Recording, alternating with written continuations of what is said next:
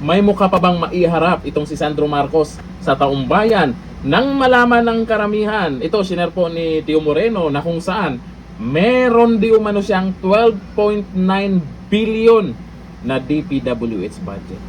Tindi, no? Ay, doon pa rin tayo kay Bibi Sara Duterte, doon sa confidential fund, kailangan natin mapa-impeach yan. Yan na naman ang sasabihin ng mga di umano'y galit daw sila sa korupsyon, ayaw nila sa mga korap. Pero ito dapat unahin nyo. Dito naman tong mga to.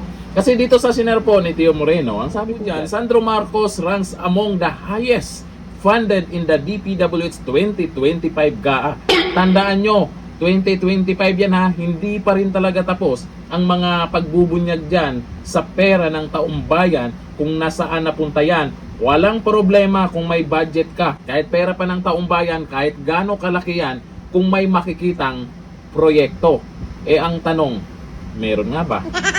Meron nga bang nakikita ang taong bayan na may magandang proyekto ka dyan sa inyong nasasakupan? Kasi naman, hindi po natin baliwalain itong malaking budget na pinag-uusapan. Kasi lalo dito kay Sandro Marcos, alangan, ang sabi po nila, magiging presidente yan. Magiging presidente daw yan. Ayon po yan sa post ng Bagong Pilipinas. So, sabi nila, Sandro Marcos as future president. Marami pong mga nag-agree sa kanila dyan. Umabot po ng libo-libo. Pero yung nag-agree kay VP Sara na magiging president, milyon-milyon eh. Paano yan manalo? Di ba? Wag na umasa. Kasi po, hanggang ngayon, yung sinasabi nilang merong maparusahan, Junior, bago magpasko or magpapasko daw sa kulungan ng mga elected officials, mayroon daw makukulong. Meron pa silang inihandang kulungan. Nasaan? Anong petsa na?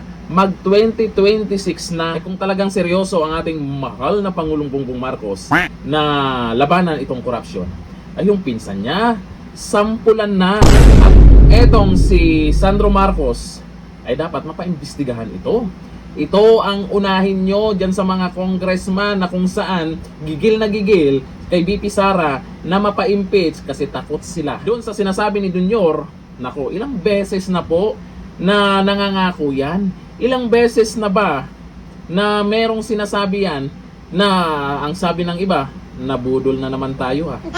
O netong uli, yung sunod-sunod na may nagrarally, o ano yung mga sinasabi niya, ano yung mga pinangako niya, pakpak, ganon, pakpak. O yung mga nagrarally, yung iba, naniniwala din sila. Mga kurakot, kulong na yan, mga kurakot. Di ikukulong daw, Junior, di ba, bago magpasko. Ano ngayon? Wala. Tapos nabalitaan natin, dyan sa ICI, may nag-resign na naman. Bakit sila nagsipag-resign? Ano mayroon? Di ba? Itong si Sandro Marcos, ewan ko lang kung anong aksyon ang gagawin ng ICI dito. Napakalaking budget po yan. Kaya sana, alamin po nila kung saan po yan napunta. Kaso nga lang, ang ano talaga dito, Sandro Marcos, ay ang bata pa niyan. Talagang may pag-asang maging presidente yan kung naging maganda ang performance ni Junior. Talagang magiging presidente, pwedeng maging presidente yan. Yun nga lang, nangyayari po kasi ngayon, anong ginawa nila sa mga Duterte? Ayon dito sa mga nagkomento sa balitang yan. Sabi ni Fernandez Joseph, hindi mo kami maluloko, Jake Rose, damay niya na naman dyan sa usapin na yan.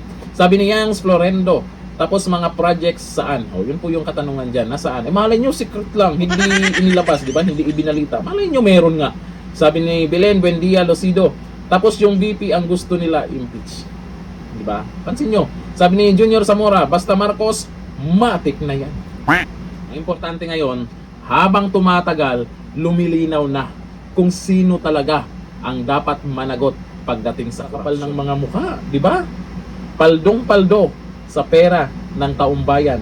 Malamang, nung Pasko, party-party yan. Dito na natin,